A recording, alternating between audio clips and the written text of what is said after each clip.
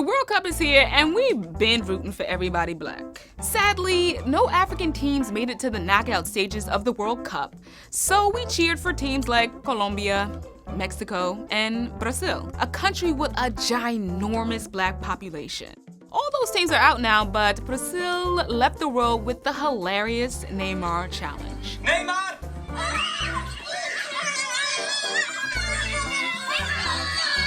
Now we're putting our bets on France, a team with 12 players of African descent out of their 23-member squad.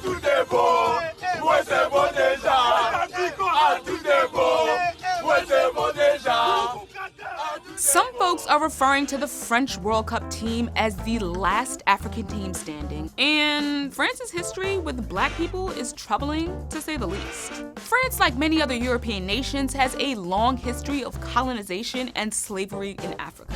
These racist notions have endured, and today there's an ongoing conversation about the World Cup and the relationship between Africa and France. In fear of a black France, Gregory Perot said, "The most French man in the world right now is a black kid called Kylian Mbappe." Karen Attiah, who wrote Why Calling France the Last African Team in the World Cup is Problematic, described how the French pretty much pillaged Africa and committed crimes against humanity, but love them some black soccer players.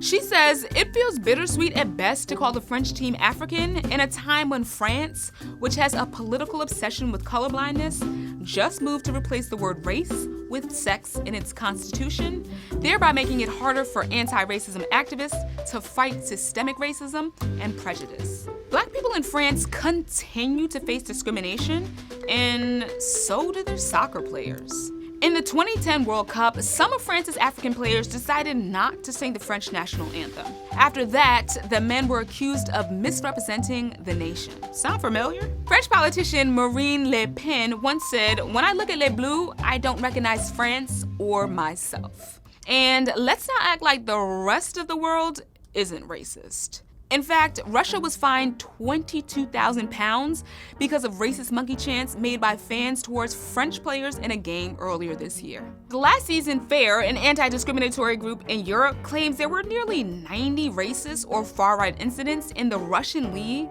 alone. The fact is, countries all over the world make bank off of black bodies in sports while denying them their humanity in the same breath. This is nothing new. So when we watch the final World Cup game, let's remember that when the tournament is said and done, these super talented black men playing for European countries will still be black men. What's up? I'm PJ with The Root. We want to bring you more series and videos like this, and we need your help. Let us know what you thought below and subscribe to our channel on YouTube.